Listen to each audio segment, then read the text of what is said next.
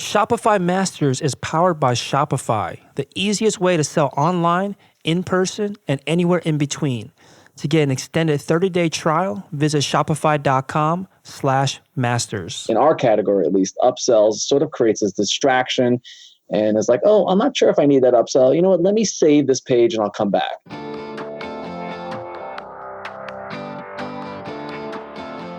Hey, my name is Felix. I'm the host of Shopify Masters. Each week, we learn the keys to success from e-commerce experts and entrepreneurs like you. In this episode, you'll learn why you want to sell other brands before creating your own brand, why you want a 90-day return policy instead of a 30-day return policy, and why this company does not do upsells. Today I'm joined by Chaz from Liv Watches. Liv Watches is a direct-to-consumer micro brand crafting durable, high-quality Swiss-made watches built to suit the modern man and was started in 2013 and based out of Miami, Florida. Welcome, Chaz. Hey, how are you? Cool. So yeah, that introduction, the word micro brand, this is one of the first times I've heard this. So there's something that was written in the description that you guys provided to us. So what is a micro brand? So microbrand would be probably the best way to describe microbrand would be a brand that sort of like, I don't want to say we're going after the big guys, but we're sort of like have a niche. Micro is obviously we're very small. So, Got it. So we're like, we're sort of like a small niche brand and we're trying to do like what the big boys do, but we're doing it on a much smaller scale. Got it. Makes sense.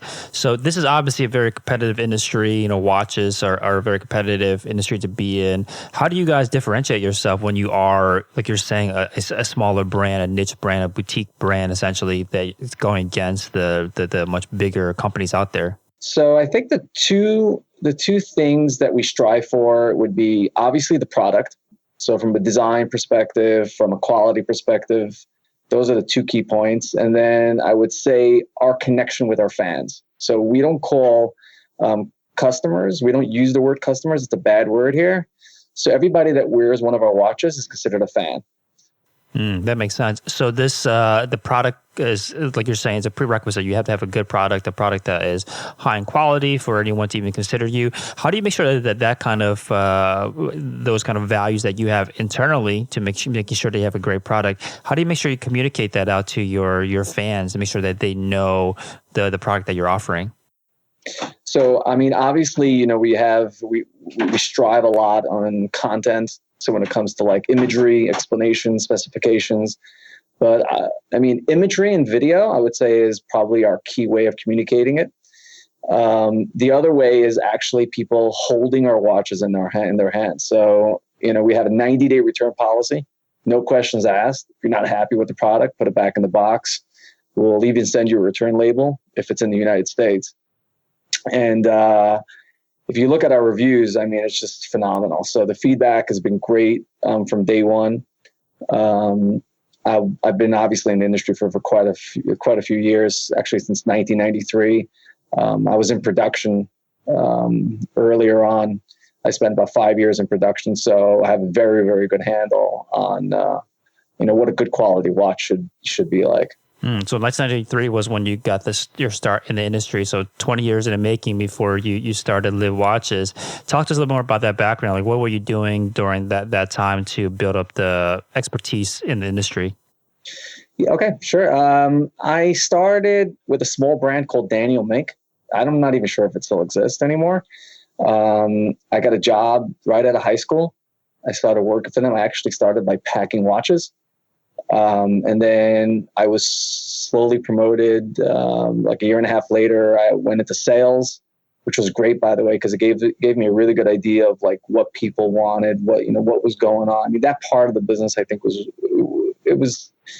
that transition that I had, I think, was optimal.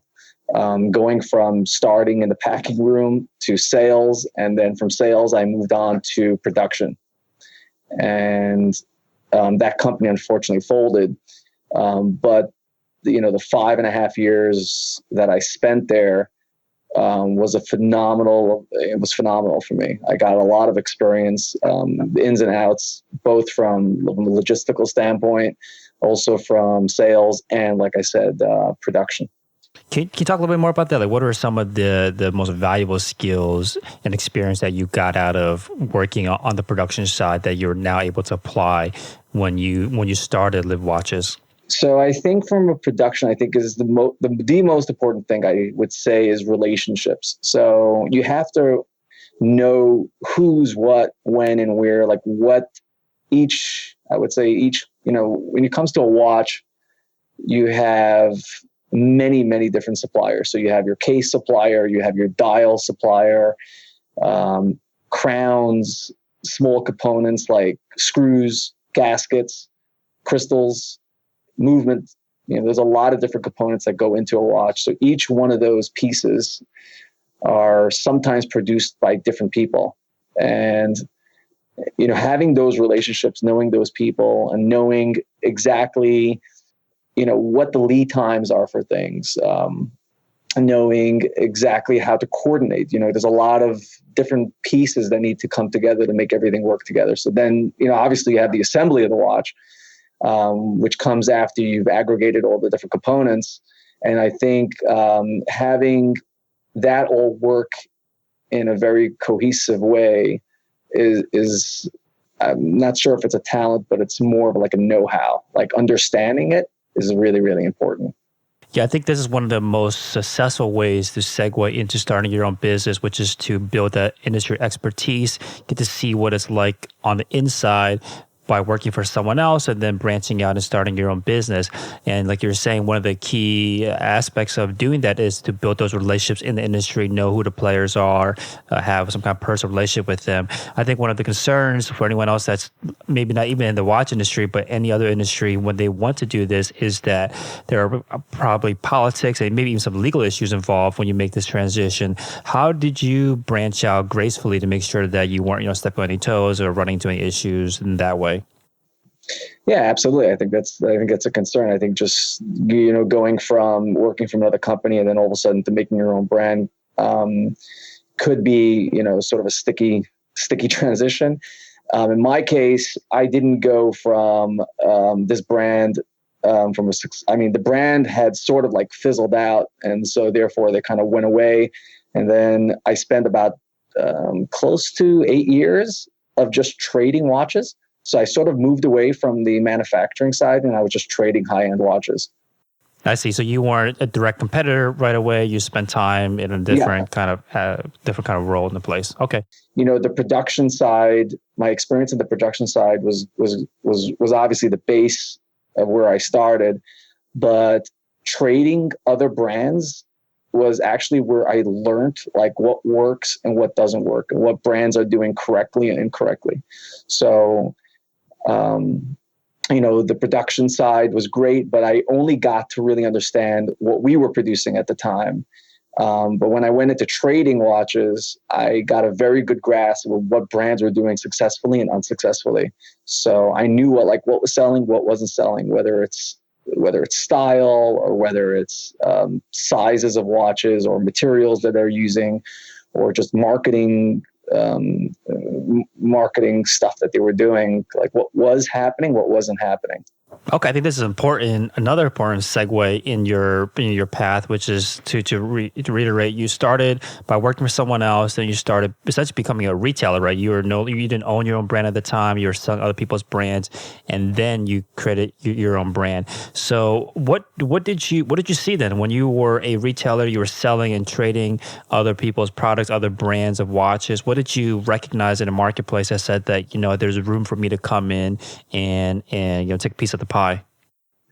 Yeah, so I think the big part was really the evolution of, I would say, social and smartphone. Well, it actually started with the internet. So when Amazons of the world came along, and I think the consumer became more and more comfortable buying stuff online, and then they, interestingly enough, is when the whole internet thing came on the scene, a lot of the big brands sort of like shied away from it because they were so set in their ways of doing business. So you have your production side, you have your distribution side, you have your retail. Like they have all these different channels and all these sort of like layers. And then when the Amazons of the world came along and websites started popping up and selling watches online, they were like, whoa, like this is not how we were built to do things. And I think once I saw that the consumer was becoming more and more comfortable with purchasing online, and I realized that probably like in 2008, 2009, I realized that these companies are out of touch. Like the brands who I was trading and selling, they're completely out of touch with what's happening on the consumer side. I see. So you're talking about the direct-to-consumer business model where you're selling directly to consumer rather than going through some kind of retailer, physical retailer typically, and having your fans or your customers go through it that way. What challenges did you face with that approach? Because it sounds like a new path that you're blazing, a new trail that you're blazing in this industry. No one's really done it yet at the time that you started the company. What challenges did you face along the way? So obviously, as a new watch brand, I think the biggest challenge is how do you find customers and how do you get people to know that you exist? For us, we obviously had to create a product. We had to come up with some kind of idea of, who we are, what our DNA is. We had to do that part. But I think the biggest challenge was, okay, if we get the design right and we get the product right, which I think we could, how do we reach people and let them know that we exist without blowing tons and tons of money on advertising? So I think that was our biggest challenge. Mm-hmm. Did you have to do any kind of testing during this phase where you were, the marketing issue like you're talking about is obviously very important, but before you even get there, you have to create a product that people want. How did you determine what people wanted in a watch that was different than what they could maybe get out there currently? What I realized was there was a segment of the market that the big brands didn't want to touch. And so, well, first of all, I want to go back and say that the structures of the big brands, given the fact that they have all these different layers, their retail prices are completely out of touch with what's going on in reality. Like what I'm saying is, if you go to if they're built on that layered sort of system, they have to have enough profit in there to pay the distributor. They have to have enough profit to move to the retailer, and the retailer's got to go to the consumer. Their retails are completely out of touch. But besides for that, there was a certain segment of the market, a certain point in the market. I would say for a Swiss watch in the $400 to $500 range, where there wasn't a lot of emphasis on quality and unique design. So that was the kind of place where like, if you need, all the big brands had that price point. So, I mean, not all the big brands, but a lot of the big brands have those price points. But that's like the bottom of their barrel. So that's like, okay, so we're going to bring somebody in, he doesn't know much about watches, and we're going to charge him $500. And eventually, when he has enough money, he'll go ahead and buy our $2,000 watch. So that sort of area, like $400 to $600 range, was sort of like neglected.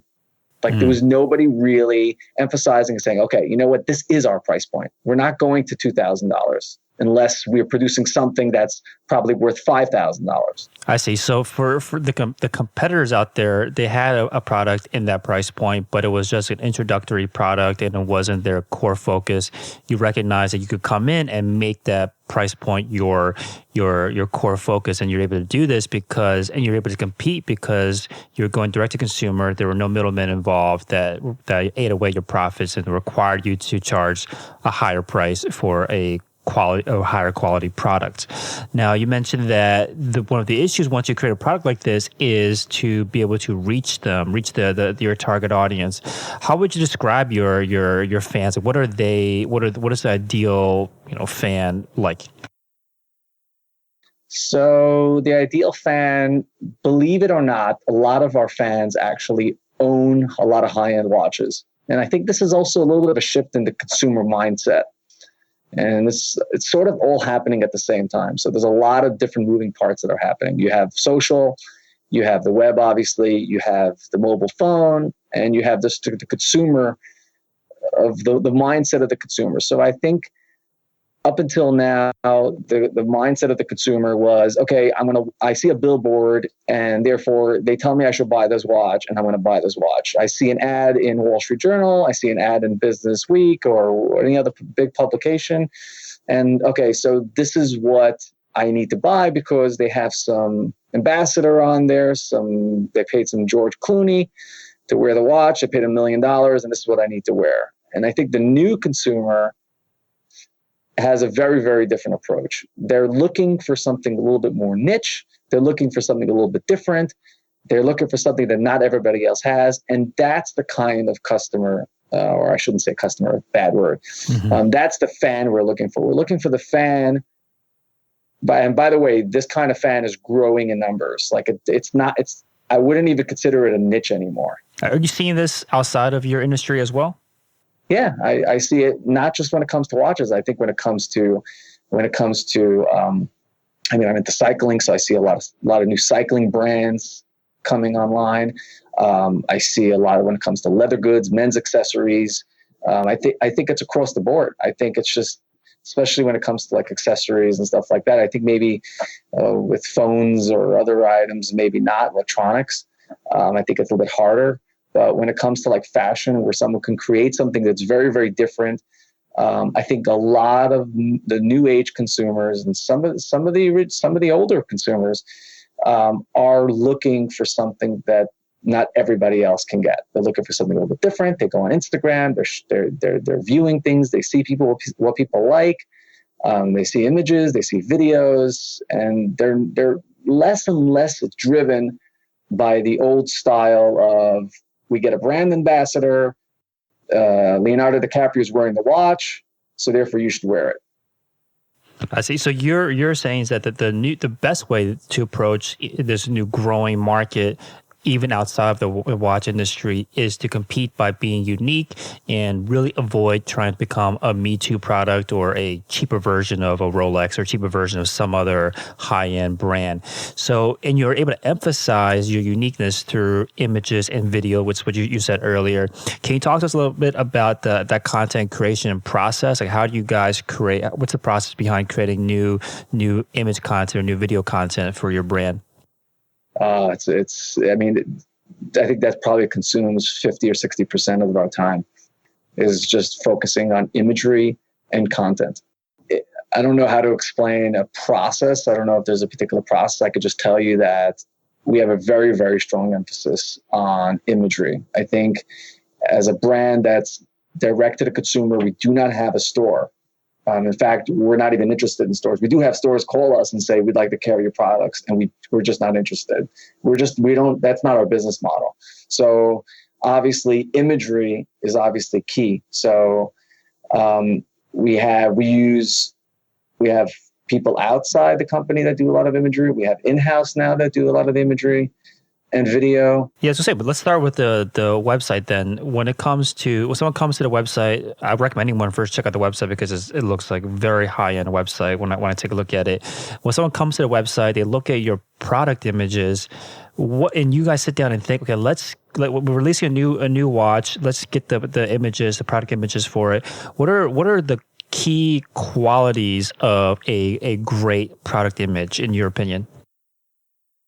So one thing that we've done recently, and we haven't rolled it out to all the products, but we're doing now video.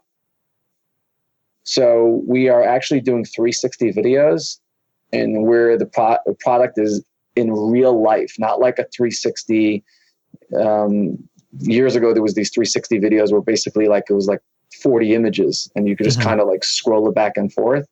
Now what we're doing is like real life videos, and we upload them on YouTube, and then we embed them on our item pages, so people can actually play in real life the product turning in 360, as well as you can see the movement working, you can see the hands moving, so it's like a real life experience.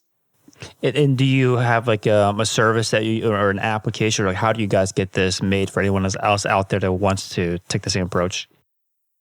The 360 video is a very, very difficult, especially when it comes to watches. Watches has its own very unique challenges. especially when you're taking pictures or doing 360s of any item that has a glass or a glare or it's high gloss. You end up with a lot of reflections. The 360 videos where I use a particular person that actually, that's what he does. That's all he does. Yeah, what do you look for? If someone out there wants to find some specialist, that is like, what's the name of the role, I guess, that they will look for? It's one of those things that it's been very, very difficult for us to find. So we tried to do it in-house. There are a lot of tools out there that you could buy, like boxes that allow you to do these 360 videos in-house. But for us, we weren't able to replicate the quality of what we're getting right now from using we're outsourcing it right now. Got it. Yeah, it sounds like your case is very specialized, like you're saying, because there's a glass, there's a reflection. There needs to be someone that has a little bit more expertise. For a product that maybe doesn't have that kind of reflection, you might be able to get away with something that's more, you buy a product online instead of finding an expert. So one of the other keys to ensuring that customers are getting what they want, you mentioned this earlier, was the 90-day no question asked return policy. So not only are they getting to see the product in 360 to get a real sense of what it's like if they were to have one, they can actually buy one and try it out themselves. So this is an approach I think it's obviously used by a lot of big retailers, Amazon, Zappos. They all have this key emphasis on no questions asked, buy it, try it, if you don't like it, return it. How do you manage all this? How do you make sure that you're not going to be to lose profit over this approach? Well, we'll start there. How do you make sure that doesn't happen? So we used to have a 30-day return policy. And what we realized was that it puts a lot of pressure on the customer, or I should say the fan. Should not be using that word. So, it puts a lot of pressure on a fan. When they get the product, they see it. Sometimes they're like, wow, I love it. But then you have the people that are like, I'm not 100% sure. Let me look at it. The 30 days sort of has like that back of the mind, like ticking, like there's like a clock that's going off. 90 days kind of takes that out of the equation. And it sort of gives them a real chance to just like, without pressure, saying, do I like it or I don't like it? In our case, I'm proud to say that we have very, very few returns. And one thing I will emphasize is the return process has got to be as easy and as seamless as possible. So, if someone buys a watch and they're disappointed, we found that a lot of people will actually say, oh, you know what, let me try something else. And they'll actually keep the second product. Like they'll call, we'll give them a recommendation. We're like, oh, what didn't you like about this watch? And they'll be like, oh, the size, I thought it was, a little too small. Maybe it needs a little bigger. I didn't like the strap. And then we'll sort of like guide them. But, in order to get to that conversation, you have to give them the feeling that at any moment, if they decide they just want to return it and they don't like it, no problem. Easy. We do it with a smile. Yeah, I've heard this study that actually shows that the longer the return policy, the less likely the customer is to return it, because they, like you're saying, have more of a chance. They don't feel rushed, so they have more of a chance to get the value out of the product, to embed it into their life, their lifestyle, and they're further away from the pain, essentially, of paying for the product, so it doesn't seem as much of a urgency to get their money back, essentially. So I think that you're certainly onto something, and I've certainly heard other studies that show the same thing, to extend your return policy for that purpose, get the customer, especially if it's a product like a watch where it's not going to fall apart anyway, like you have the time for it to be, it's going to be a durable product. So you mentioned that it needs to be as painless as possible for the return process. Like, what are some things that you guys actively try to improve in that arena to make sure that the customer is absolutely happy with the return policy or the return process if they were to begin one? Yeah, so I think the most important thing would be obviously communication.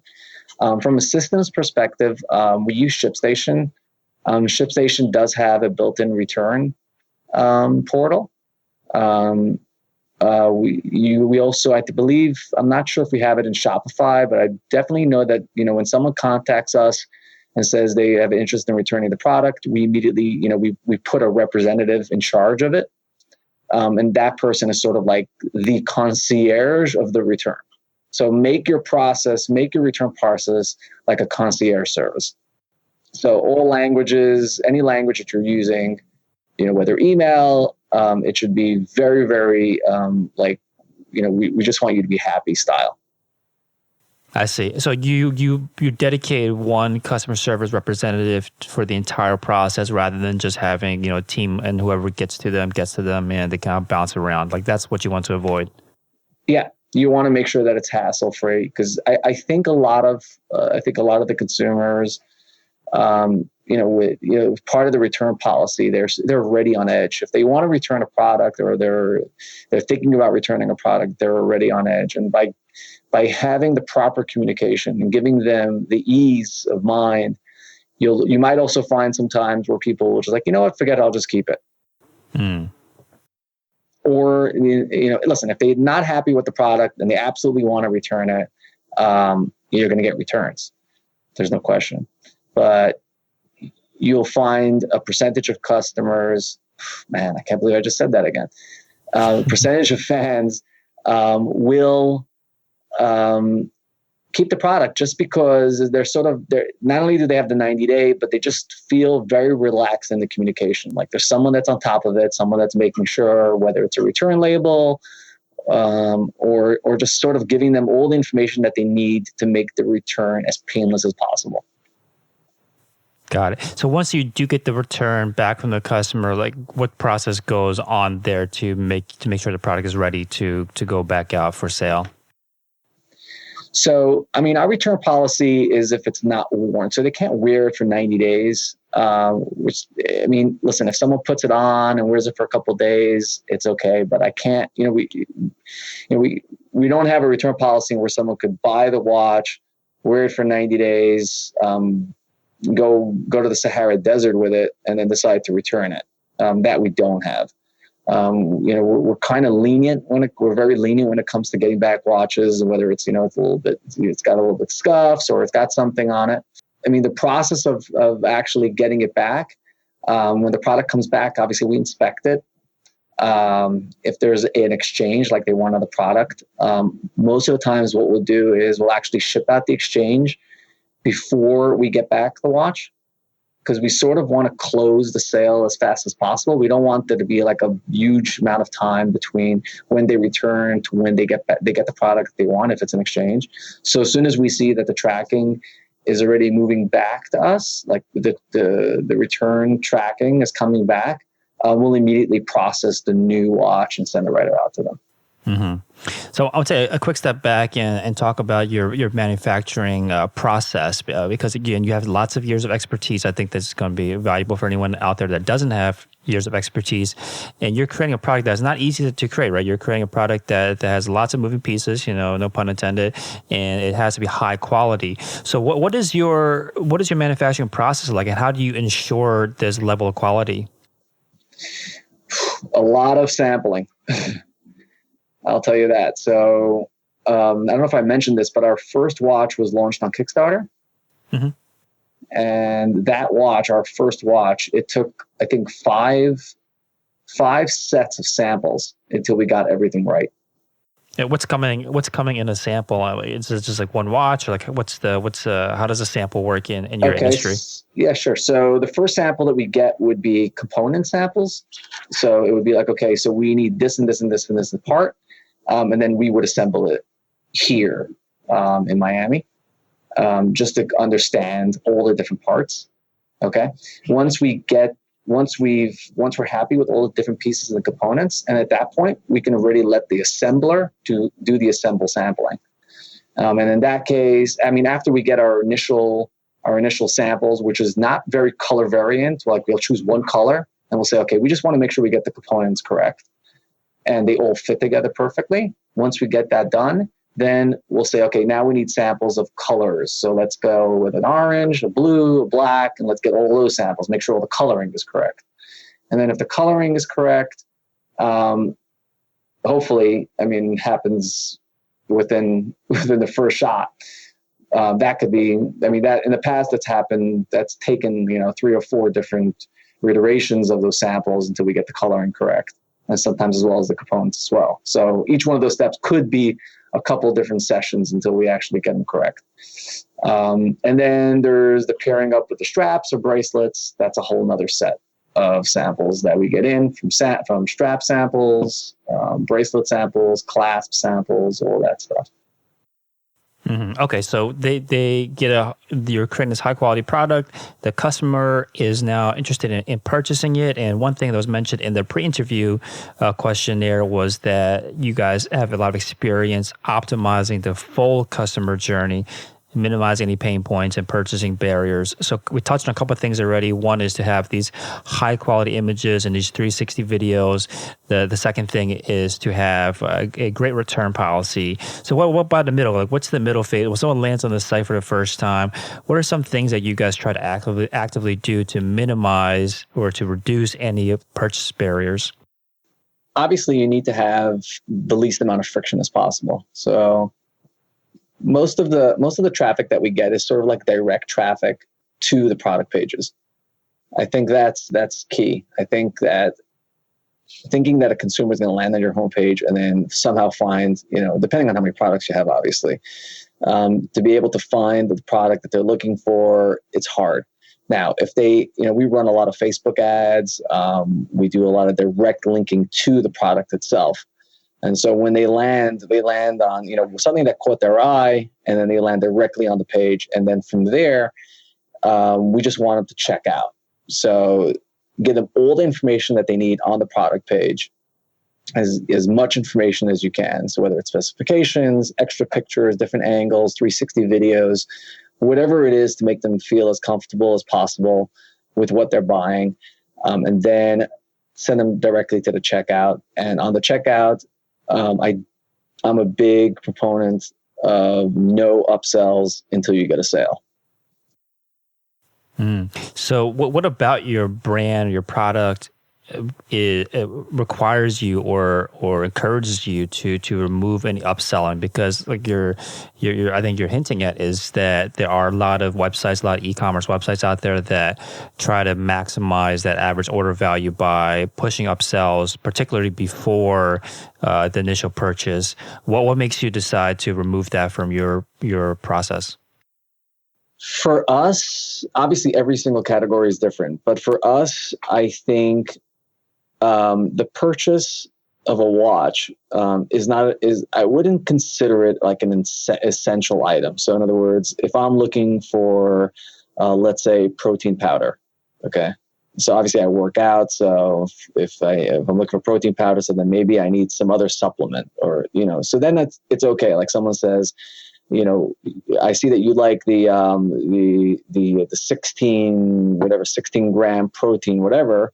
And, maybe you'd like to get some amino acids together with that because, so it's sort of in line with it. It's sort of like, okay, I'm going to buy this and this because I sort of need them together. I don't want to say that upsells cheapens our product, but what I do think that it does is that it sort of sets in a little bit confusion. It sends there's a little bit of a like, oh, I have to make a choice now. And so I feel like, if somebody needs a particular product, okay, like they need something like protein powder, or they need some other supplement or anything that they absolutely need, like they ran out of it and they need it, then I think upsells make sense. But when someone said, so nobody needs a watch. Well, a lot of our fans need watches today, but for the most part, you don't need the watch to survive. So I think upsells, in our category at least, upsells sort of creates this distraction, and it's like, oh, I'm not sure if I need that upsell. You know what? Let me save this page and I'll come back. Do I really need this upsell? I don't want that to be the barrier. I want to keep it as simple, as clean as possible. We sell a watch, and we offer different straps, and after you buy, we'll do the upsells. But right now, check out, buy the watch. And so when do the upsells happen? Like, how do they happen? Is it through email marketing afterwards? How do you Yeah. So it's all done through our email marketing system. I see. What's usually the upsell? Is it like a strap, or like how do you upsell them? Yeah. So it's usually like a strap. So what we do is, post purchase, we have different flows that go out through the email platform, and part of that flow would be like, hey, I see that you bought this watch. Here's another strap, and get them a discount on the strap. Mm-hmm. What email platform do you use to manage all of this? Klaviyo. Got it. Now, how soon after they make this purchase, the initial purchase, do you try to do the upsell? We usually try to do this upsell. I believe it's set to after delivery. I believe it's like 1 week after delivery. Got it. And have you played around with this number as well? Yeah, so we've played around with it. We've also tested an immediate upsell post purchase. It did work. I liked it. The problem with it was that it wasn't a Shopify checkout, and it created some challenges, like with tracking and canceling, and there's some limitations on discounts and coupons, how they're applied, etc. So right now we're just doing the email. Mm-hmm. Yeah, you mentioned this earlier about how you have Facebook ads that drive traffic directly to the product page, and also during our pre-interview, there's a mention that you guys nurture your leads through sequencing Facebook ads. What does it mean to nurture leads? So what we're finding is that it takes sometimes 6 months to actually close a customer. So, people see an ad, we sell an expensive product. We're not selling, a $50 item. Our entry level watch right now is at around $350. That's a significant amount of money. So a lot of times what we find is it could take 4 to 5, even 6 months for someone to actually come back and close the sale. So for us, nurturing would be a sequence of ads. So if someone comes in with an ad, you have your top funnel of ads that are usually just a single image. They land on the page, and then we would, if they don't buy, then we would give them more information. So people want to be fed information. So like, for example, we have content that it explains a little bit more about the product, about the processes of what it takes to make one of our watches. We have those kinds of ads going. Obviously, there's an email sequence that they get if they sign up to one of our pop-ups. I believe it's a 4 or 5 part series for like a welcome series. So they're getting that. We're obviously retargeting them through the chat, through the network, through Criteo is the one I think we use, Criteo, and we obviously hit them up again on Facebook as well with videos and carousels, etc. Got it. So the first interaction usually with the product is an image of the product. And if the Facebook user clicks on the image, they land on your product page, they don't make a purchase right away, you'd immediately start hitting them with content about the manufacturing process, like how the product is made, like why it's high quality, why it's worth the price it is. Mm-hmm. As well as a lot of social proof. So places that we've been written up in Inc. magazine, Forbes did an article on us, Business Insider did a huge article on us. We've had a lot of great press, and so you can use that in your sequence as well to show people, like, we're not just another website that you clicked on, but we're making significant headway within the marketplace. Yeah, even if you don't have those write-ups, even reviews I think are great. If you have customer testimonials, reviews, certainly put those up. They are typically, unbiased social proof that, like you're mentioning. So I want to talk a little about the website. I mentioned earlier that it's a great design website. Highly recommend anyone check it out. livwatches.com, Live Watches. So when you guys sat down to create this website, was it all done in-house? Was it outsourced? Like how was it made? We outsourced everything. Got it. Did you have any, I guess, what was your directive? Like how did you want what was your, I guess, description of how you wanted the website to look? Number one, it's got to be simple, and it's got to be easy, and it's got to be all image driven. So a lot of imagery. We used Upwork, and that's one of the reasons why we actually went with Shopify is the huge community that Shopify has to get talent to help you, whether it's designing it. I will tell you that the first thing we actually did before we actually built the website was actually build a brand book. What's that? So sort of like a brand guideline book to understanding like our logo, the fonts that we use, et cetera, for consistency. Got it. So when you build this is all done in house? Like, is there like a formula to follow to create a brand book to help align all of your online properties? We actually outsourced that. And they could get that through like Upwork as well? How did you find? So we just went into Upwork, and there's plenty of people on there that'll build you a brand book. You sort of like explain to them, the concept of the brand, what you're going for, what the DNA is, what the look and feel is. And then that process actually took 3 months till we actually got that done. But once you have that, then that's your guide.